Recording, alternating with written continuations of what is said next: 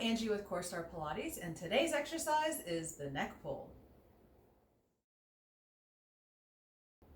Neck pull, you're not really pulling your neck, so don't do that. What we're going to do is basically take the roll up and make it a little bit harder by introducing a neutral spine piece to it and also taking your arms out of it.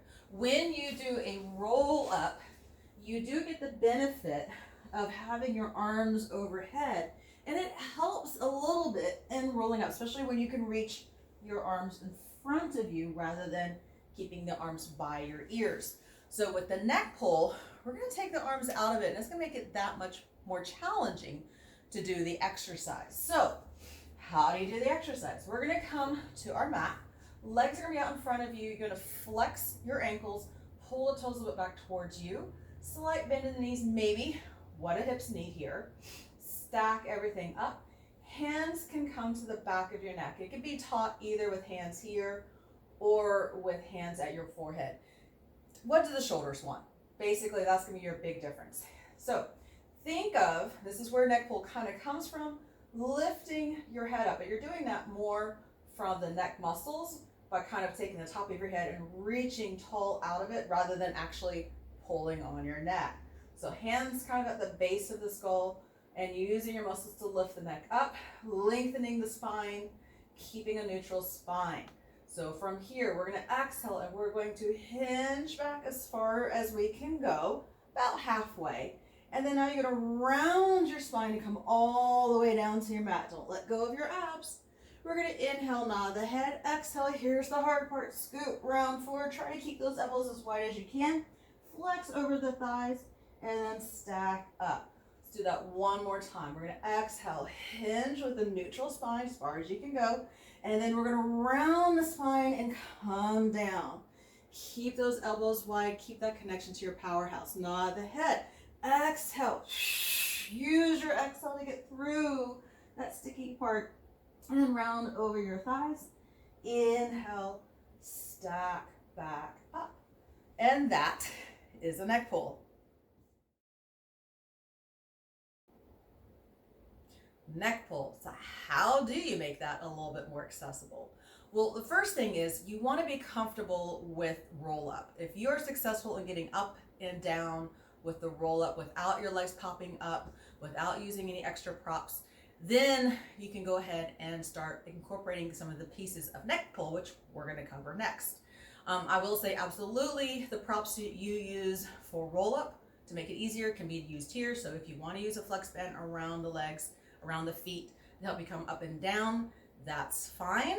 But we're going to start small with learning how to do that hinge back with the neutral spine first. So I'm going to turn to one edge of the mat, making sure I've got plenty of space behind me eventually. Legs are in front, about hip distance. Ankles are flexed, toes pointing back towards me, and a slight bend in the knees is what I feel comfortable. You can absolutely sit up on something for this first part if you need something underneath the hips. Once we get to the roll down part, you'll probably want to take it away. For the first part, since we're just learning the spine, let's go with I love you arms, and we're going to stack everything up. Now I want you to think about those building blocks again, where your pelvis, your ribs, your shoulders, and your head are building blocks, and you want to have them stacked. And you're going to keep that stack as we hinge back. So connect to your powerhouse, and we're going to exhale, hinge back. Only going as far as you can go where you can maintain this neutral line. And then pause for an inhale, and then exhale, lift up tall. So think about my pelvis is moving, and then everything else is coming along with the ride, right? I'm not going to leave my pelvis like I would for a half roll back, and I'm not going to leave with the back of the head in an extension. I want to keep my core on here and stabilize as I hinge forward and back.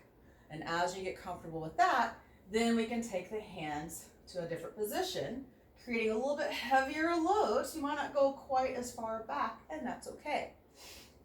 The next piece we're going to incorporate is going to be finding that flexion once you're in that hinged back position. So you could go back to this. You can stay here with hands here or here, and we'll hinge back, and then we're going to nod the head and we're going to round forward. So we'll start with that, just like if you're coming out of a half roll back. You do get to go further, so you can round over your thighs, get a little stretch in the low spine, and then stack it up. So let's try that again. Hinge back, and then we're gonna nod the head, rounding forward, and stack it up. Remember, put that exhale where you feel like you need it the most. It's gonna absolutely help with this one. All right, so now we're gonna try a little different. We're going to hinge back. Let's try to exhale to hinge back. Stay for an inhale. And I want you to exhale. I want you to come into a nice big scoop shape, big C shape in the spine, and then round forward from there and stack it up. Let's do that again. So you're gonna hinge back, curve the whole spine, and then round forward and stack it up. So once you feel comfortable with those pieces, now we're gonna put it in with the roll up. So again, you could have a flex band and try that with a flex band here. Or another great way of doing this is we hinge back on the exhale. We tilt the pelvis, keep exhaling and roll all the way down. And then we're gonna take an inhale here as we nod our head. Exhale, point those elbows forward, maybe even reach your arms forward to get through that sticky part. And then round forward over the thighs and stack up, taking the elbows wide. So on the way down, try to keep the elbows as wide as you can. Find that long spine and then round it down. Take an inhale here. Keep the powerhouse on. That is such an important piece. Reach if you need to.